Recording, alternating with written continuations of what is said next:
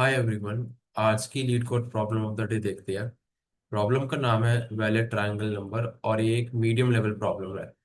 तो देखते हैं प्रॉब्लम कहती है। इसमें एक हमें इंटीजर अरे दे रखे नम्स नाम का, और हमें number of triplets find out करने हैं अरे में से such that we can make triangles if we take them as side lengths of a triangle. तो वैलिड का यहाँ पे क्या मतलब है? सबसे पहले अगर हम वो सोचे तो ट्राइंगल के लिए हमने एक प्रॉपर्टी पढ़ी है, ट्राइंगल की साइड्स के लिए स्पेशली, कि if say A, B and C are sides of my triangle, then sum of any two sides of the triangle। अब यहाँ पे any का मतलब क्या हुआ? Either I can take A और B, I can take B और C, और I can take A और C। इन तीनों साइड्स का जो सम है is always greater than the third side। Also, just to confirm, greater का यहाँ पे मतलब होता है स्ट्रिक्टली ग्रेटर। तो अगर हम इसको एक इक्वेशन फॉर्म में रिप्रेजेंट करना चाहें तो a प्लस बी हम साइड्स का सम बोलेंगे has to be strictly greater than c।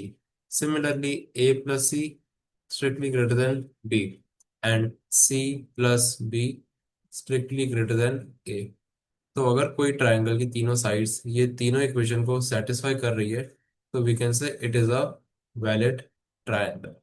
Okay, आगे देखते हैं कि कैसे हम इसको सॉल्व कर सकते हैं या क्या थॉट्स आने चाहिए इस क्वेश्चन को देख के हमारे दिमाग में। कंपनी वाइज देखे तो ऑलमोस्ट फैंग में ही पूछ रहे हैं। अच्छी अच्छी कंपनी तो सभी में पूछ रहे हैं। मेटा पता नहीं क्यों मिसिंग है, यहाँ पे आनी चाहिए थी पर नहीं पूछते होंगे, मन नहीं है उनका। ठीक है, कंस्ट्रेंट्स भी देखे तो बहुत बड़े नहीं है इस प्रॉब्लम के। इनफैक्ट 1000 तक है। तो 1000 तक है यानी कि 1e3 हो गए। तो अगर हम इसका एन स्क्वायर सॉल्यूशन भी चला लें किसी तरीके से तो 1/6 तक आराम से काम हो जाएगा। तो हमें लीनियर सॉल्यूशन तक जाने की जरूरत नहीं है। ठीक है, सोचते हैं इसको सॉल्व कैसे करेंगे अगर हमें साइड्स ऑफ द ट्राइंगल दे रखी है। तो अगर हम लीड कोड का ही पहला एग्जांपल उठाए, 2 2 3 4। ठीक है, नम्स नाम का हमारा अरे गिवन है। मैं कहूंगा कि अगर मैं पहली साइड 2 चूज कर रहा हूँ, दूसरी साइड में 2 चूज कर रहा हूँ, तो मेरा सम क्या आ जाएगा? दो साइड्स का 4 आ जाएगा। अब मुझे थर्ड साइड ऐसी चाहिए जो इस सम से स्मॉल हो।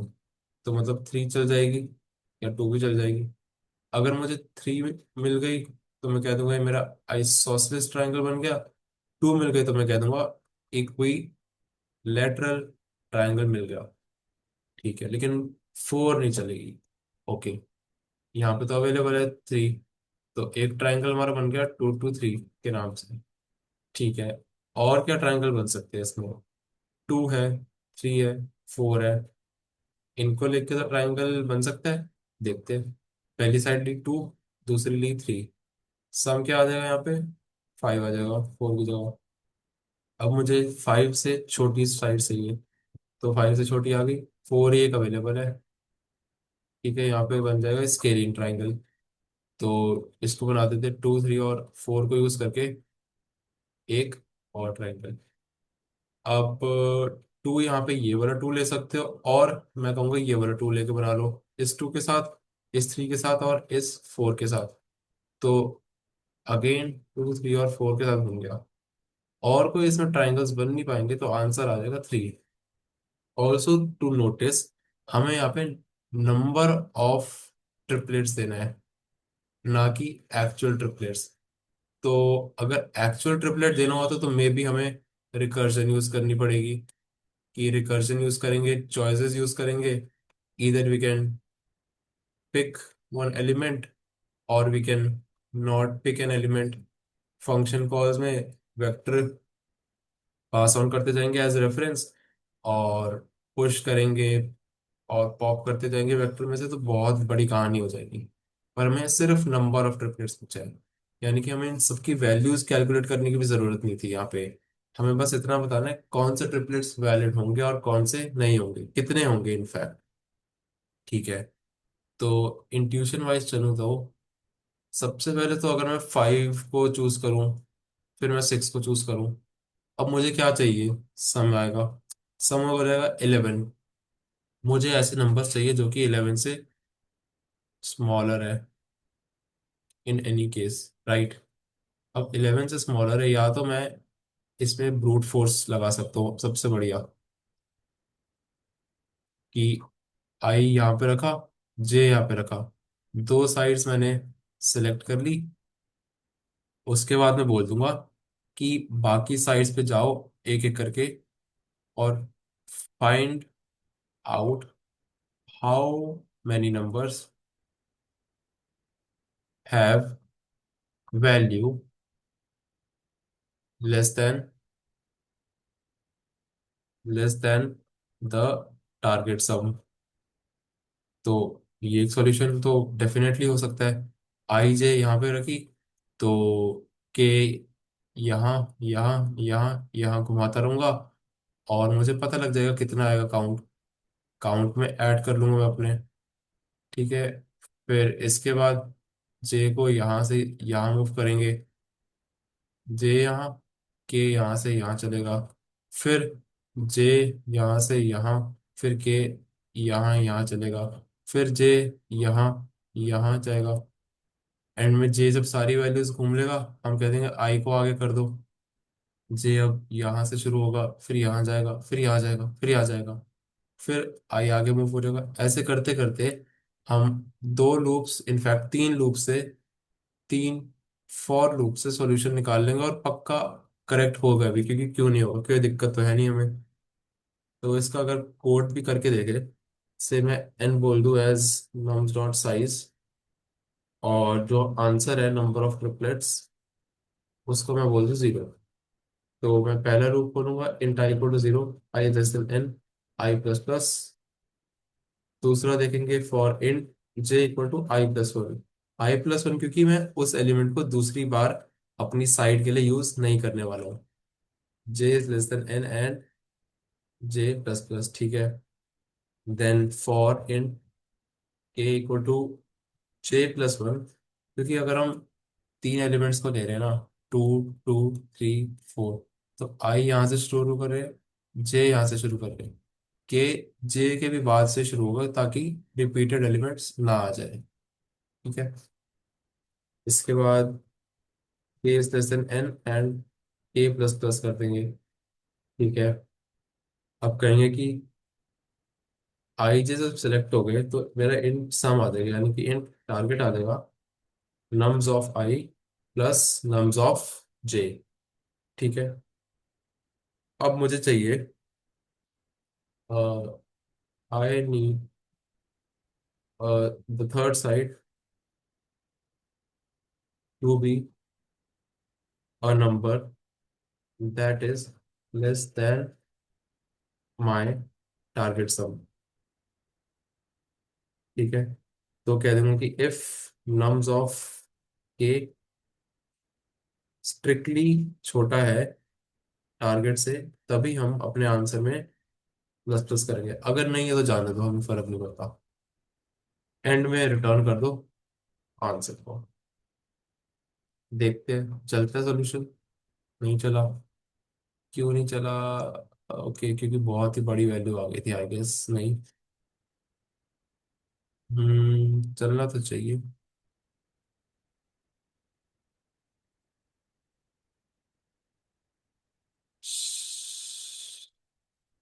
इनफैक्ट इस पर टाइम कॉम्प्लेक्सिटी एरर तो आएगा ही, क्योंकि अगर हम 1000 into 1000 into 1000 चलाएंगे, 1000 का क्यूब कर देंगे, तो दैट विल बी 1E9। तो टाइम लिमिट एक्सीडेड तो इसमें पक्का आने वाली है। But why this solution won't work? I let me check. Nums less than equal target आना चाहिए।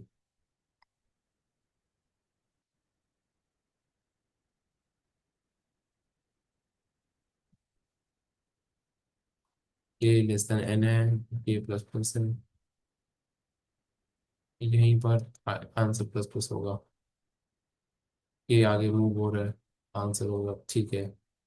सारे एलिमेंट्स को हम एक बार देख रहे हैं, तो I'll have to see why this solution won't work. I'll let you know in the comment section. But I'll have to check why this is giving us a problem here. तो एक चीज तो हमने देख ली कि एटलीस्ट ट्रायंगल की ना हमें दो साइड्स तो पकड़ के देखनी पड़ेगी, राइट। दो साइड्स तो मुझे कंफर्म करनी पड़ेगी। And for the third side I have to check, right. I have to check all the elements. Okay, तो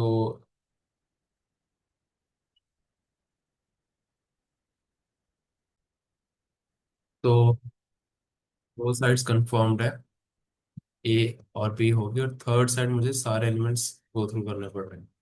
लेकिन जब हमने इनिशियल इक्वेशंस लिखी थी तो हमें तीन इक्वेशन सेटिस्फाई करनी है ताकि हमारा ट्रायंगल एक वैलिड ट्रायंगल हो, यानी कि ए प्लस बी का sum greater than C, B plus C का sum greater than A, and C plus A का sum greater than A. I think इस अप्रोच में मैं यही चीज मिस कर रहा था, तभी ये कोड नहीं चल रहा। तो यहाँ पे मैंने कहीं ना कहीं अज्यूम कर लिया कि nums of k is the largest side. Maybe nums of i बहुत बड़ी वैल्यू हो, सपोज ऐसा कोई ट्राइंगल गिवन हो 52 और मे बी 15 या ऐसा कुछ भी, this won't work, so may be 50 की जगह हम कह सकते हैं 37 आए यहाँ पे। तो आई यहाँ पर है, जे यहाँ पर है। इसके हिसाब से अगर मैं चलूंगा तो मैं तो नम्स ऑफ के लिए सिर्फ चेक करूंगा, पर मेरे को आई को भी ग्रेटेस्ट एलिमेंट बता के, ग्रेटेस्ट साइड बता के चेक करना पड़ेगा कि if this is a valid triangle और नॉट। तो सिर्फ एक कंडीशन नहीं रखेंगे, हम कहेंगे एंड इनफैक्ट मैं टारगेट जैसी चीज को छोड़ भी सकता हूँ, यहाँ पे मैं कह दूंगा सीधे nums of i, I plus nums of j. तो पहली कंडीशन हो गई, इसको लेते हैं यहाँ ऐसे, वेट, ठीक है। एंड सेकंड कंडीशन भी हम ऐसे ही लिख लेंगे, और थर्ड भी ऐसे है बीच में। एंड यहाँ के को बड़ा बनाया सबसे, यहाँ आई को बनाएंगे, अगली में जे को बनाएंगे। जे यहाँ आ गया, आई और के, और फिर इधर आ जाएंगे, आई यहाँ आ गया, आई और तो जे और के यहाँ आ जाएंगे। अब करो आंसर को प्लस, क्योंकि तभी थर्ड केस में ओवर काउंटिंग हो रही थी, डबल ऑलमोस्ट आंसर आ रहा है, परफेक्ट। ये चल गया। देखते हैं अब इसको सबमिट करके। टाइम कॉम्प्लेक्सिटी एरर आना ही है, क्योंकि 1 ही 9 तक जाएगी टाइम कॉम्प्लेक्सिटी, बिल्कुल नहीं चल सकता। बस ये देखना था। तो तीनों साइड्स सेटिस्फाई होनी चाहिए। एक चीज मैं कर सकता हूँ, मैं सॉर्ट ही करता हूँ इसको। अगर मैं सॉर्ट कर दूँ तो मेरी ए बी सी, अगर मैं ऐसे चलूंगा तो ये दोनों मेरी स्मॉलेस्ट साइड्स होगी, और ये मेरी लार्जेस्ट साइड होगी। तो अगर मैं सिर्फ इतना चेक कर लूँ कि दो स्मॉलेस्ट साइड्स का सम मेरी लार्जेस्ट साइड के सम से ज्यादा आ जाता है, तो बाकी कंडीशंस तो पक्का सेटिस्फाइड ही होगी कि largest plus a small value definitely greater than small value, and largest plus second small value is also definitely greater than largest. So if I can sort the array initially, I only have to check this condition. इससे time complexity पे कोई फर्क नहीं पड़ेगा, लेकिन इससे हमें एक सॉर्टिंग का हिंट जरूर आ गया इस क्वेश्चन में कि सॉर्टिंग से कुछ तो एक फायदा हो रहा है हमें यहाँ पे। तो देखते हैं, सॉर्टिंग करी कि हमारे सबसे एंड में सिर्फ एक कंडीशन चेक करेंगे अब, दोनों को बाय बाय करेंगे, बाय बाय। ठीक है, अब देखते हैं क्या करेक्ट आंसर एटलीस्ट आ रहा है। इस चौथे को टेस्ट केस को हटाना पड़ेगा वरना टीएल ही देगा। परफेक्ट, यहाँ भी सबमिट करेंगे टीएल ही आ जाएगा, ठीक है नहीं करते। अब मुझे एक चीज समझ में आ गई, मैं सॉर्ट करूँ तो कुछ तो फायदा हो रहा है। अगर मैं एक और अरे लेके देखूं, 2 5 7 9 11 13 14, बड़ी सी वैल्यूज ले लेते हैं। तो ये सॉर्टेड अरे है सबसे पहले तो हमारा। ठीक है, मैं एक साइड ऐसे चेक कर लूंगा, एक साइड ऐसे चेक कर लूंगा। ठीक है, टारगेट कितना आ गया? 7। 7 लेंगे तो दिक्कत आ जाएगी। मे बी, नहीं 7 ले सकते, कोई दिक्कत नहीं है। आई को यहाँ रखते, जे को यहाँ रखते, ठीक है। एक तरीका है, मैं के लिए हर एलिमेंट के पास जाऊं और देखूं कि क्या मेरा टारगेट सम जो है लेस देन है थर्ड साइड से, सॉरी ग्रेटर देन है स्ट्रिक्टली थर्ड साइड से। अगर है तो मैं कह दूंगा आंसर प्लस प्लस। पर ये तो बहुत ही लंबा स्टेप हो गया मेरा। इसकी जगह मैं बल्कि इसको 5 की जगह इसको 6 और इसको 3 भी कहता हूँ। मेरे पास 9 हो गया, यानी कि I will have at least some more values to check. इसको ऐसे बोलते हैं। टारगेट 9 है, तो मुझे क्या ढूंढना है इस अरे में, बाकी के अरे में? I need to find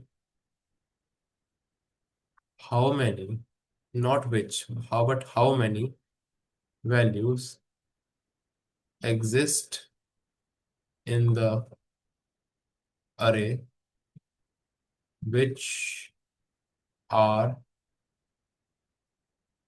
less than my target.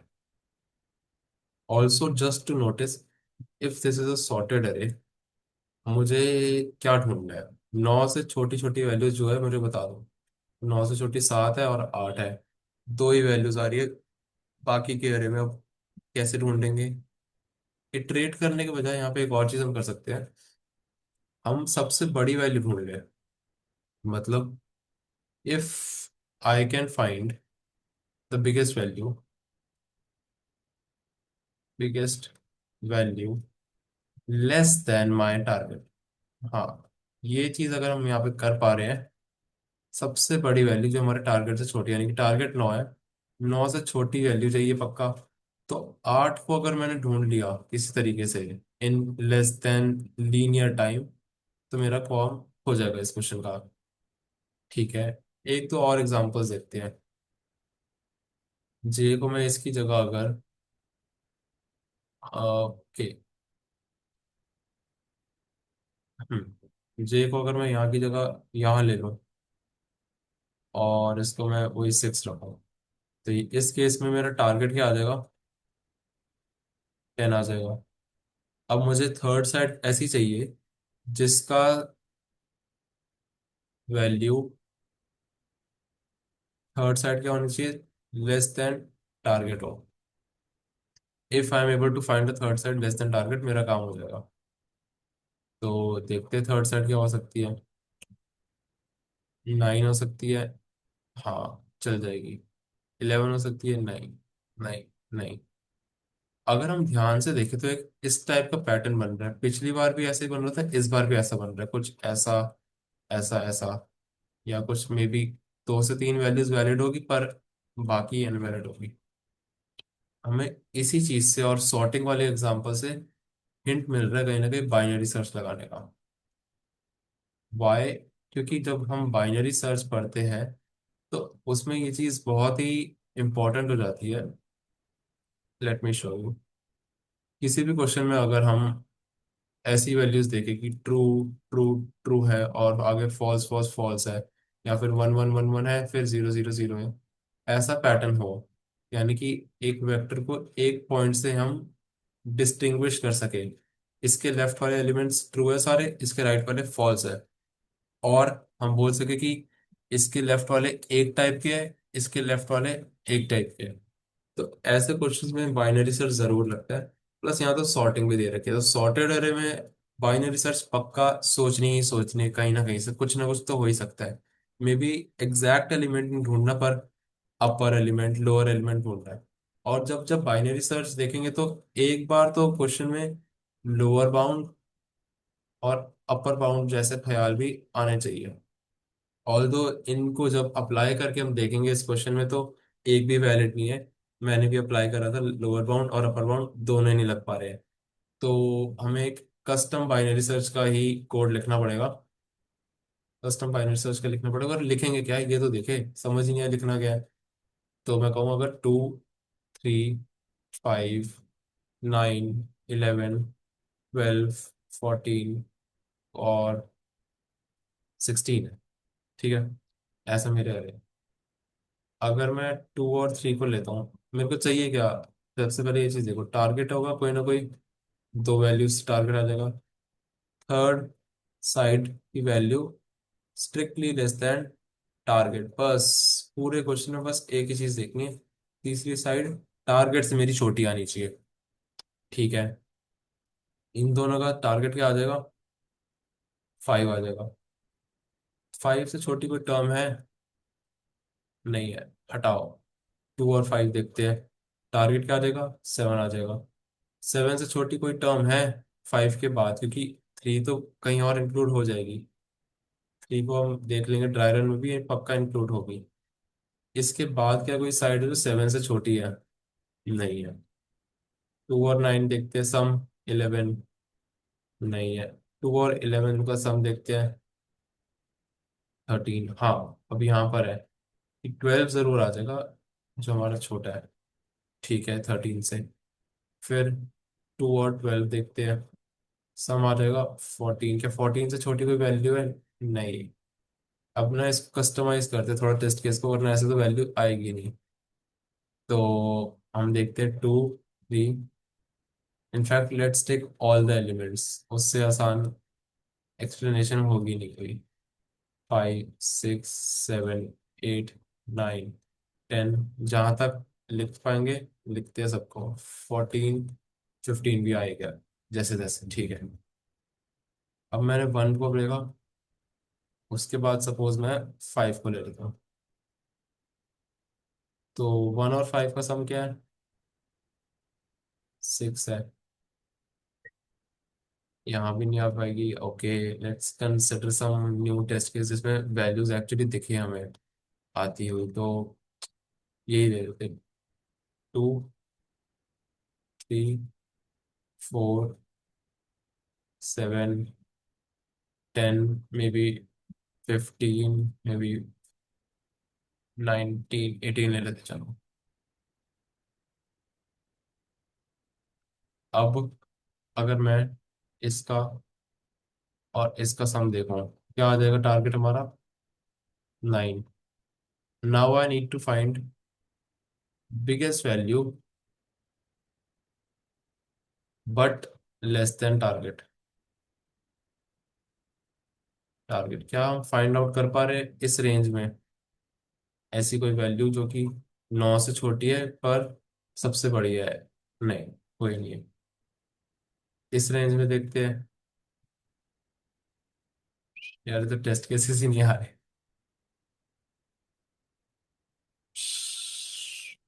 चलो इसको देखते, सम क्या आ जाएगा? 12 आ जाएगा। अब मुझे देखनी बिगेस्ट वैल्यू लेकिन टारगेट से छोटी, 12 से छोटी। तो ऐसा करते हैं, इसको लेते 11 और वैल्यूज जनरेट करते हैं थोड़ी सी। तो 12 आ जाएगी, एक, एक ही आएगी ना। 2 की जगह इसको हम फिर से 3 ले लेते हैं। ये छोड़ो, इसको सीधा 4 लो। अब आएगी वैल्यूज, मजा आएगा थोड़ा। 12, 13, 14, 15, 16 तक। हाँ, अब टारगेट भी चेंज हो गया, कितना होगा? 11 + 4, 15 आ गया। ठीक है, अब मुझे बताओ सबसे बड़ी वैल्यू इसमें जो कि टारगेट से यानी कि 15 से छोटी है।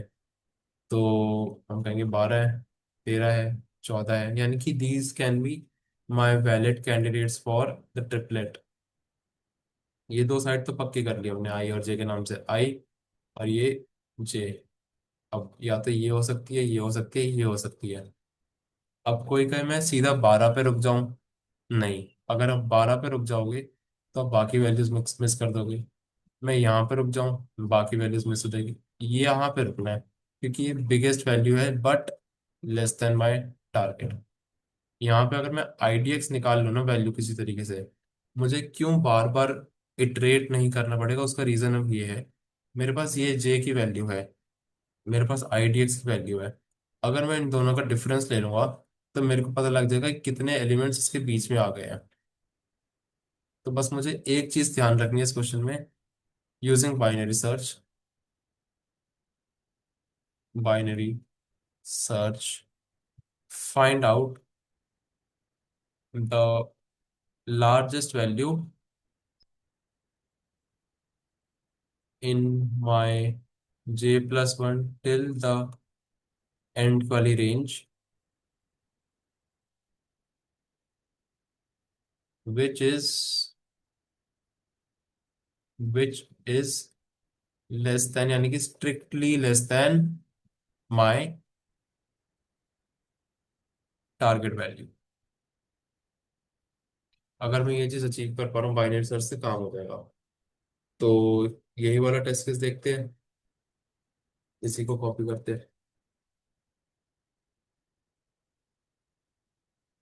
बाइनरी सर्च का कोड कैसे होगा, इतना तो मतलब मुझे लगता है सबको पता है कि एक बाइनरी सर्च में स्टार्ट होता है,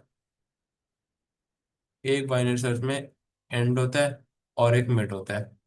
मिड की वैल्यू हम start plus and by two से बोलते हैं, या कोई ज्यादा स्टाइल मारना चाहे तो ऐसे भी लिख सकते हैं। ठीक है। इसका भी रीजन होता है, लॉन्ग लॉन्ग इंट वाली ओवरफ्लो ना हो, वो चीज होती है, उसको अभी साइड में रखते हैं। यहाँ इससे काम चल जाएगा क्योंकि बहुत ही इसने छोटे कंस्ट्रेंट्स दिए हुए हैं हमें। ओके। स्टार्ट को हम क्या रखेंगे सबसे पहले, स्टार्ट होगा हमारा J+1, एंड क्या होगा, लास्ट एलिमेंट हमारा N-1, क्योंकि सॉर्टेड है। ठीक है। तो स्टार्ट यहाँ पे, एंड यहाँ पे, मिड क्या आ जाएगा, 14। अब यहाँ पे देखो, ये क्या, ये मेरा मिड है, मेरी टारगेट वैल्यू के साथ कुछ कंपेयर करने लायक है। टारगेट क्या है, 15। अगर मेरा mid, if my mid value is less than target, now that is our ideal case, case that we want, right. इसको देख के हम खुश होंगे कि हाँ मेरे को ऐसे ही कुछ चाहिए था। तो मैं कहूंगा इसको स्टोर कर लो आंसर में, कहीं ये ही वैल्यू ना चली जाए हाथ से। ये वैल्यू तो कम से कम हो, उसके बाद बेटर देख लेंगे आराम से। तो IDX में स्टोर कर लेंगे मिड को। Let's store this mid value. अब ये स्टोर हो गई एक बार, यानी कि हम और बड़ी वैल्यू पे जा सकते हैं, छोटी पे जा सकते हैं। मे बी 14 से बड़ी ऐसी कोई वैल्यू एग्जिस्ट करे इसमें, जो कि मुझे और बेटर नंबर दे दे, क्योंकि एंड में जब हम नंबर निकाल रहे हैं हम क्या कर रहे हैं, IDX minus this start thing, right, in elements को देखने के लिए। तो if I want maximum number, मैं चाहूंगा IDX मेरा बढ़ जाए, स्टार्ट तो मेरा कोई कांस्टेंट रहे। ठीक है। तो मैं कहूंगा IDX is equal to mid, but maybe we can find some better elements now. तो स्टार्ट को mid+1 कर दिया, तो स्टार्ट की नई वैल्यू हो जाएगी यहाँ पे, मिड को कहेंगे बाय बाय। और अब यहाँ पे नया मिड ढूंढना पड़ेगा, फिर इसको मिड बनाएंगे। और ये तो बराबर आ गया टारगेट के, टारगेट भी 15, ये भी फिर 15। अब क्या करेंगे, एल्स का केस लिख देंगे, एल्स में, या एल्स इफ लिख लेते हैं। मिड, मिड नहीं एक्चुअली होगा नम्स ऑफ मिड, एलिमेंट की बात कर रहे हैं हम यहाँ पे, तो नम्स ऑफ मिड होगा। ये नम्स ऑफ, इनफैक्ट लिख ही लेते हैं, कोई नहीं, my nums of mid is less than, but if it is nums of mid is greater than और इक्वल टू टारगेट, तो ये किसी काम का नहीं है हमारा। और हम अपने सॉर्टेड एरे में बहुत आगे चले गए हैं, we need to come back, थोड़ी वैल्यूज पीछे आना पड़ेगा हमें। पीछे आने के लिए हम ऐसा बोल सकते हैं कि एंड को पीछे लाओ, ऑटोमेटिकली सारी चीजें पीछे आ जाएगी। और ये चीज कब तक करनी है हमें, जब तक स्टार्ट एंड को क्रॉस नहीं कर लेता।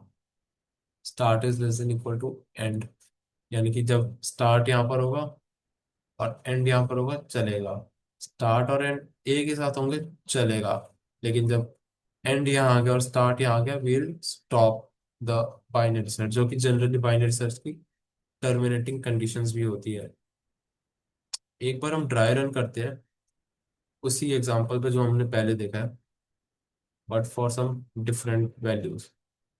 से अब मैं 4 की जगह यहाँ पे आया और मैंने कहा 5। ठीक है। ओके, इसको भी चेंज करेंगे थोड़ा सा, एग्जाम्पल को मॉडिफाई करके। अब देखते हैं वैल्यूज क्या बदल के आ सकती है हमारी। तो मैं कहूँगा ये भी 14 ले लो, 5 6 ले लो, ठीक है। अब देखते हैं 16 ऐसे। एक एलिमेंट पकड़ते हैं इसको, दूसरा एलिमेंट पकड़ते हैं इसको, आई यहाँ पर, जे यहाँ पर। सम क्या आएगा? सम आ जाएगा हमारा 11 + 5 यानी कि 16। टारगेट है हमारा, ठीक है। टारगेट सम है। अब मुझे क्या करना है? मुझे बाइनरी सर्च लगाने के लिए बिगेस्ट वैल्यू ढूंढनी है, यानी कि ऐसी लार्जेस्ट वैल्यू,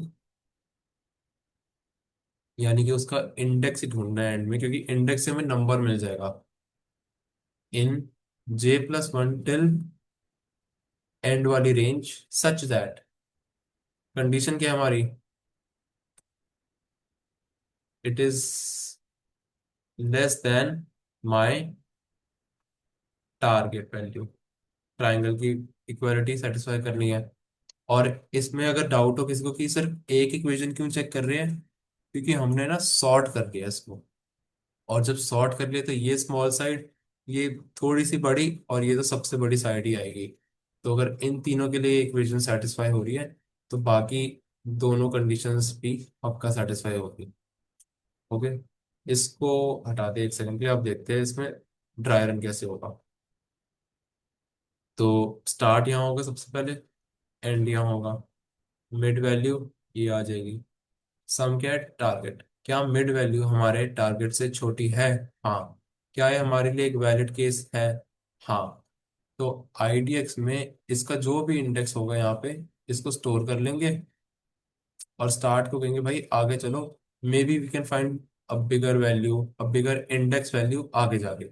स्टार्ट को यहाँ ले आएंगे, एंड यहाँ पे नया मिड क्या आ जाएगा? यहीं पे आ जाएगा। अब फिर बोलेंगे कि क्या मिड वैल्यू हमारी टारगेट से छोटी है? हाँ छोटी है। तो इंडेक्स को अपडेट कर देंगे इसी पॉइंट पे, जो हमारा ये पॉइंट है। We'll updated again, and we'll say update कर लिया। अब स्टार्ट को और आगे बढ़ा दो, क्या पता कुछ और बढ़िया मिल जाए। स्टार्ट यहाँ आ गया, नए मिड वैल्यू यही हो जाएगी। ठीक है। अब बोलेंगे क्या मिड वैल्यू हमारे टारगेट से छोटी है? नहीं, छोटी नहीं है, यानी कि हम बहुत आगे बढ़ गए। अब एंड को बोलेंगे चल भाई पीछे आ जा तू। एंड आ जाएगा पीछे, एंड पीछे आ गया, स्टार्ट यहाँ आ गया। एंड और स्टार्ट ने एक दूसरे को कर लिया क्रॉस। बाइनरी सर्च का लूप की टर्मिनेशन कंडीशन आ गई, लूप हो जाएगा खत्म। Will move out of the question. ठीक है। और मिड कहाँ होगा हमारा? 15 पे। लास्ट हमने इसी की वैल्यू स्टोर करी थी। रिटर्न क्या करेंगे? सबसे इंपॉर्टेंट क्वेश्चन इसमें, रिटर्न क्या करेंगे? अगर मेरे आई यहाँ है और जे यहाँ है, इस केस के लिए स्पेसिफिक आई और जे की कॉन्फ़िगरेशन के लिए मैं रिटर्न करूंगा ये जो मेरे इंडेक्स वैल्यू मान लो आ जाएगी से 9 आ गई, या 8 है, या 7 है, या 6 है, या 5 है। अब मेरे को कितनी वैल्यूज दिख रही है यहाँ पे valid? 1 2 3 4। I can see 4 values, तो मुझे 4 वैल्यूज ही आंसर लाना है। तो 9 माइनस क्या करें? जे कर रहे हैं, राइट। 9 - 5 करेंगे तो IDX माइनस स्टार्ट। स्टार्ट की जो इनिशियल वैल्यू, यानी कि उसको हम जे की तरह एज अ पैरामीटर ही पास कर देंगे, तो अपना काम हो जाएगा। ठीक है। कोड करके देखते हैं बाइनरी सर्च को। उसके लिए सबसे पहले इस थर्ड लूप को हटाना पड़ेगा, एजम्पशन भी हटाएंगे, और ये तो लिख लेते रहने देंगे, ये तो जरूरी है। अब टारगेट आ गया, तो ऐसा करेंगे आंसर में प्लस कर दो जो भी बाइनरी सर्च से आंसर आएगा। इसके लिए बाइनरी सर्च में क्या देना पड़ेगा? एक तो नम्स देना पड़ेगा हमें, दूसरा हमें एक स्टार्टिंग पॉइंट देना पड़ेगा उसके लिए, जो कि होगा J+1 एक्चुअली। और तीसरा हमें क्या देना पड़ेगा उसके लिए? बाइनरी सर्च का कोड है तो बस टारगेट देना पड़ेगा, यस। बिना टारगेट के बाइनरी सर्च कहाँ से करेंगे? आप लिख के देखते बाइनरी सर्च का क्या होगा। सबसे पहले वेक्टर आ जाएगा, जिसके बिना कुछ हो नहीं सकता। उसके बाद J+1 है तो इंट स्टार्ट लिख देते हैं इसको, और या इसको SS लिख देते हैं, और फिर कह देते हैं टारगेट आएगा। ठीक है, परफेक्ट। इंट स्टार्ट डिफाइन करते हैं, होगी SS के बराबर। इंट एन डिफाइन करते हैं N-1। एन पहले बताना पड़ेगा इसको है क्या। तो int N=, num dot size आ जाएगा। ठीक है, टर्मिनेटिंग कंडीशन लिखेंगे, जब तक स्टार्ट एंड को क्रॉस नहीं कर जाता तब तक लूप चलाते रहो, और जब काम हो जाए तो एंड में IDX को रिटर्न कर दो। ठीक है, यहाँ पर हम बोलेंगे IDX को भी नहीं, इनफैक्ट IDX-SS को रिटर्न कर दो। ठीक है, यहाँ एक इंट IDX=0 बना लेते हैं। अब शुरू करते हैं। इंट mid=0, नहीं, सीधा स्टार्ट प्लस N/2 से मिड को डिफाइन करते हैं। सबसे पहले कंपैरिजन करते हैं कि अगर मेरी नम्स में वो वैल्यू छोटी आ गई टारगेट से, तो this is what I want,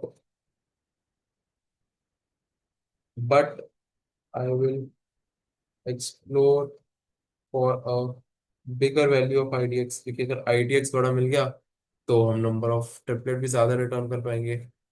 ठीक है, तो स्टोर कर लेंगे इसको हम, IDX=, mid, but go at start=, mid+1। अगर ऐसा नहीं है तो कैसा होगा? तो होगा nums of mid is greater than और इक्वल टू टारगेट वैल्यू। अगर बराबर आ गई या बड़ी आ गई टारगेट वैल्यू से, स्टोर तो करने का पॉइंट नहीं है, हम बहुत आगे निकल गए। तो एंड को पीछे लाएंगे, एंड में ये रिटर्न कर देंगे। लेकिन कुछ केसेस ना ऐसे भी बनेंगे जहाँ पे ये कोई एलिमेंट मिलेगा ही नहीं। जैसे देखते हैं, 4, 5, 6, 7, एंड सपोज इतना ही है। ठीक है, तो और थोड़े से 9, 10 ऐसे ले लेते हैं। तो अगर मैं 7 और 9 को करूँगा, 7 और 9 को करूँगा, सम क्या आ जाएगा? 16। तो इसको हटाओ। ठीक है, या इसको मैं 17 बोल देता हूँ, चलो। अब मेरी कॉल जाएगी, कॉल जाएगी तो ये मेरी स्टार्टिंग पोजीशन होगी, और यही मेरी एंडिंग पोजीशन होगी। IDX की इनिशियल वैल्यू में 0 ले रहा हूँ, जहाँ की मैंने यहाँ पे डिफाइन भी करी है। लेकिन जब रिटर्न करने की बारी आ रही है, मैं IDX- स्टार्ट कर रहा हूँ रिटर्न। तो चलो, मिड भी यहाँ आ जाएगा। मिड यहाँ आ गया, कंपैरिजन किया, एंड को ये कहेगा यहाँ नहीं, पीछे ले आओ। एंड को पीछे लाऊंगा, एंड को पीछे लाते ही कंडीशन हो जाएगी टर्मिनेट। कंडीशन टर्मिनेट होते ही लूप से बाहर आ जाएगा। अब यहाँ पे IDX क्या है? 0। स्टार्ट क्या है मेरा? N-1। यानी कि सपोज यहाँ पे 0, 1, 2, 3, 4, 5, स्टार्ट है यहाँ पे 5। रिटर्न क्या कर देगा? 0-5, -5 रिटर्न कर देगा वैल्यू, तो वो एक इनवैलिड केस हो जाएगा। तो यहाँ एक और चेक डाल देते कि अगर तो ये वैल्यू नेगेटिव आएगी तो 0 रिटर्न कर दो। वैल्यू नेगेटिव आ गई मतलब कोई वैलिड केस एग्जिस्ट ही नहीं करती, क्योंकि सम 16 है। मुझे ऐसी वैल्यूज बताओ जो 16 से छोटी है इस पोर्शन में, राइट? इस पोर्शन में ऐसी कोई वैल्यूज है ही नहीं। तो एक ये चेक डाल देते हैं ताकि 0 आ जाए, नेगेटिव वैल्यू हम रिटर्न नहीं करना चाहते हैं। इसको रन करके देखते हैं क्या आउटपुट आता है। Wrong answer, very good. Okay, let's see where we went wrong. Output 0, output 1, and output यहाँ थोड़ा सा डिफरेंस है। तो स्टार्ट तो हमने सही लिया, J+1 होगा। टारगेट भी सही लिया, नम्स भी सही लिए। नम्स डिफाइन किया, स्टार्ट डिफाइन किया, एंड डिफाइन किया। ठीक है, IDX=0 बोल दिया हमने। और मिड से डिफाइन किए। नम्स अगर टारगेट से छोटा है तो स्टोर करेंगे। Okay, this is where we went wrong, क्योंकि मे बी हम छोटी वैल्यूज पे भी चले जाए। राइट, क्योंकि जितने हमने टेस्ट केसेस देखे उनमें आईडीएक्स ऐसे मूव कर रहा था, पहले यहाँ था, फिर यहाँ था, फिर यहाँ था। मे भी हो सकता है किसी केस में ऐसा ना हो। तो आईडीएक्स को मैक्सिमम वैल्यू चाहिए आईडीएक्स की, और जो मिड से अभी मिली है। Now this will work. Okay, इससे थोड़ी होता है यार। Start is equal to mid plus one भी कर दिया हमने, और end is equal to mid minus one भी कर दिया एल्स वाले केस में। आईडीएक्स माइनस थ्री, ठीक है। टारगेट ये होगा nums of J.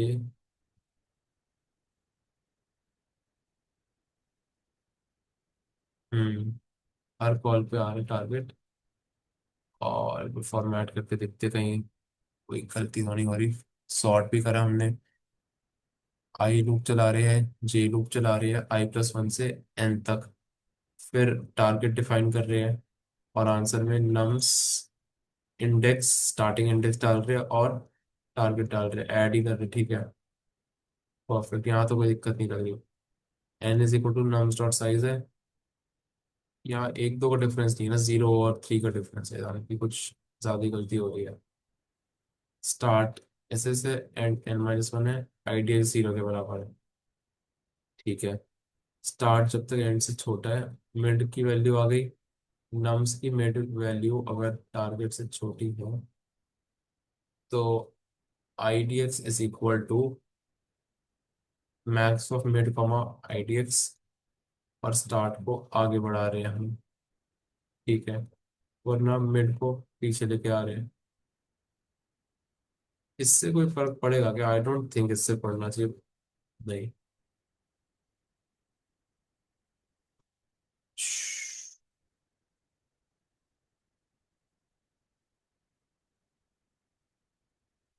IDX, sorry, IDX होगा। हाँ, यहाँ भी आईडीएक्स ही होना चाहिए। या तो हम आईडीएक्स को कोई ऐसी वैल्यू दे दे जो कि नहीं है इनिशियली।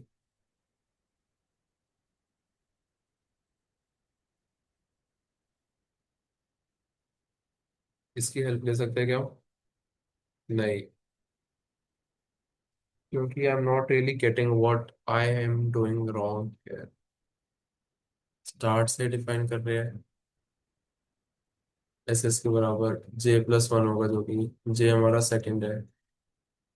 ठीक है, और यहाँ डिफरेंस बहुत माइनर ही आ रहा है।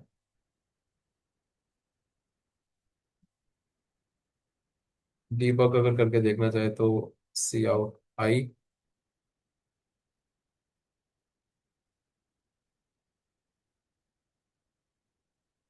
टारगेट तो सही दे रहे हैं, nums of i plus nums of j आ रहा है। ठीक है, still not able to catch what's going wrong here. Let's debug, we will find something. I handle and see out j, देखते हैं आई जे अगर ये वैल्यूज है तो इनके लिए मेरा बाइनरी सर्च वाला क्या आंसर रिटर्न कर रहा है। Answer for this value, let's see क्या है।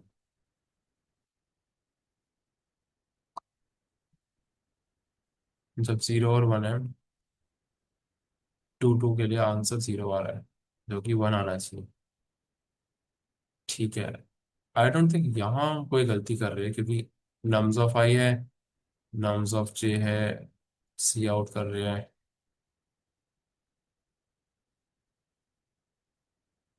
ओके, यही मुझे लग रहा है कहीं ना कोई गलती हो रही है। अगर मैं जे प्लस वन की जगह इसको जे ही दे दूं।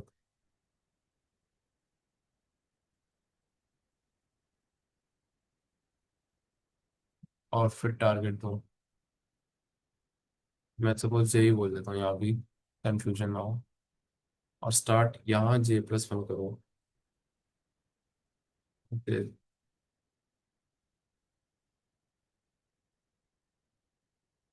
ओके, यहाँ इसको बोल देते हैं -J।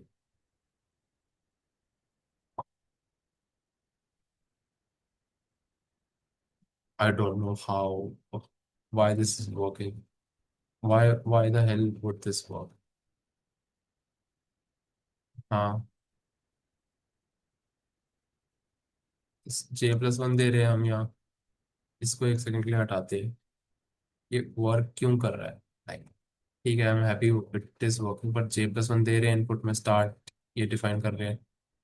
ओके, हम माइनस में J+1 कर दे रहे थे, तो दिक्कत है। अगर मैं यहाँ करूँगा तो मे बी नहीं, क्योंकि SS -+1 होगा यार। Sorry sorry sorry. Yes, now now this will work. वो J+1 की वजह से एक एक्स्ट्रा नेगेटिव साइन आ रहा था जो कि परेशान कर रहा था। Perfect. See, this happens during the coding. Debugging करनी पड़ती है बहुत बार। एक बार में सॉल्यूशन रेयरली आता है। So it's a part of like the process. And now I am unable to find my pen. या I found it, sorry. Time complexity देखेंगे तो बाइनरी सर्च की तो पक्का हमेशा लॉग इन बोल देते हैं हम बिना देखे। यहाँ भी बोल देंगे, कोई दिक्कत की बात नहीं है। देखते हैं। तो इस पोर्शन की तो लॉग एन कॉल्स आएगी, of log n, right. And इन दोनों की वजह से टाइम कॉम्प्लेक्सिटी आ जाएगी ऑफ n²। तो रिजल्टेंट टाइम कॉम्प्लेक्सिटी मल्टीप्लाई करेंगे तो O(n²) लॉग एन आ जाएगी।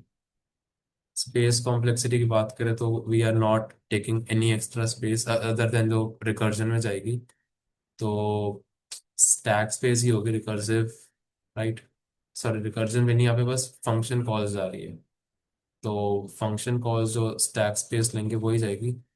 और मे बी अगर उसको कंसिडर करेंगे हम तो n², otherwise we are not using any extra space as well.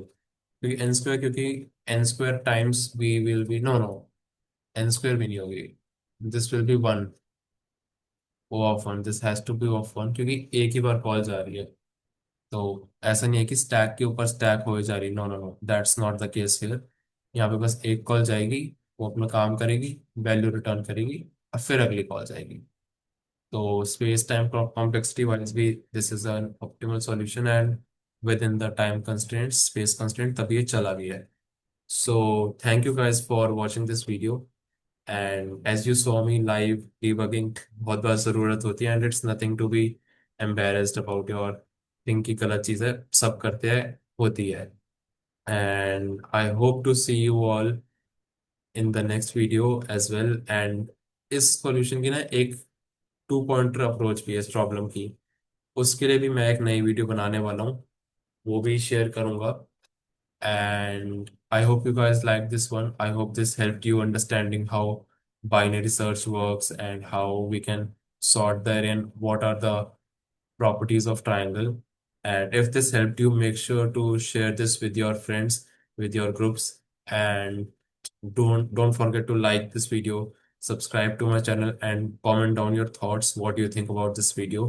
And if you guys have any feedback for me, and or what else you would like to see on my channel, make sure to drop it in the comments too. And I'll see you in the next video. Thank you.